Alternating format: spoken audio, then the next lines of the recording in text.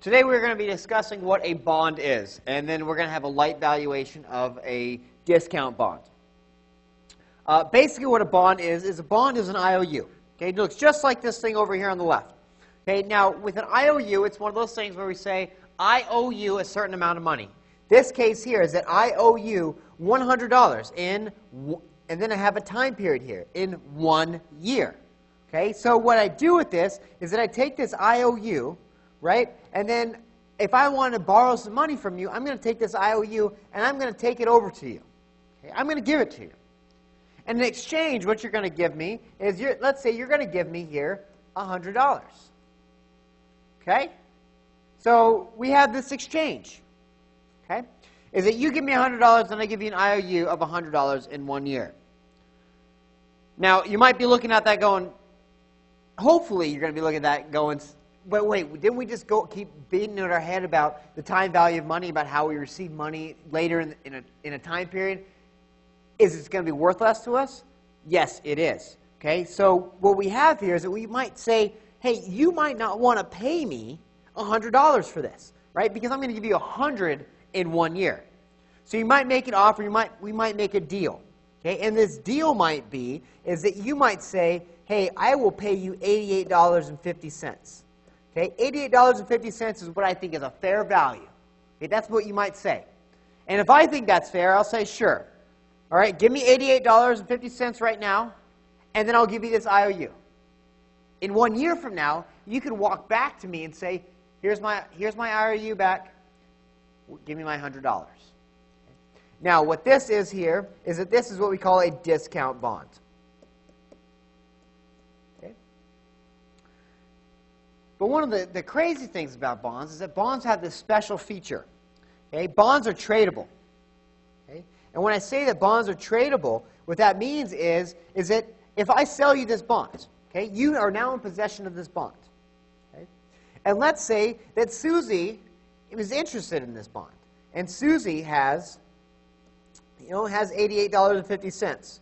Okay, so Susie says to you, hey, let me buy that. So you say, all right, that's a fair deal to me, and trade it to Susie. Okay, Susie can then take that. Susie can then take that and then now sell it to Tommy. And then Tommy can sell it to Sally, and Sally can sell it to Jimmy, and Jimmy can sell it back to you.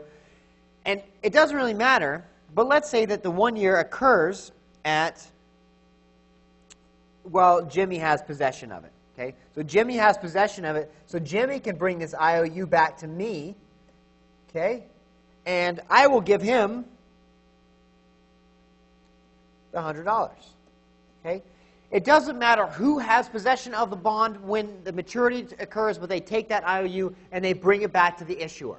The issuer is the person that's borrowing.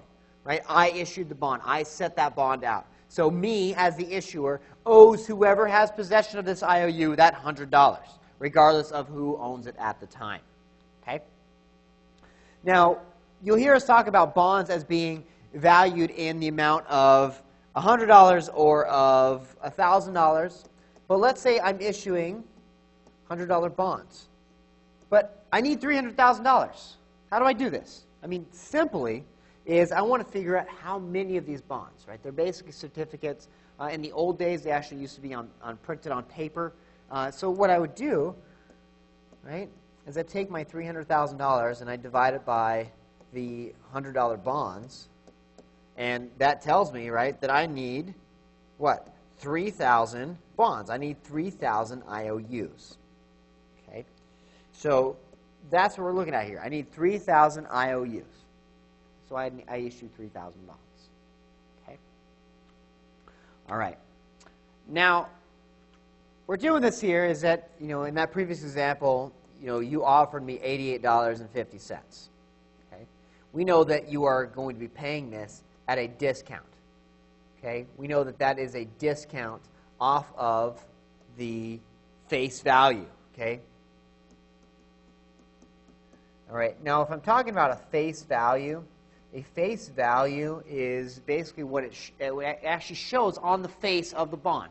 Right? These IOUs, these bonds had on their face it said $100. Okay? So because it's selling at less than the $100, it's at a discount.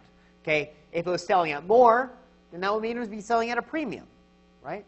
The other one, if it's selling exactly at $100, it's going to be at a par value. And we're going to go into this in some later lectures. Okay?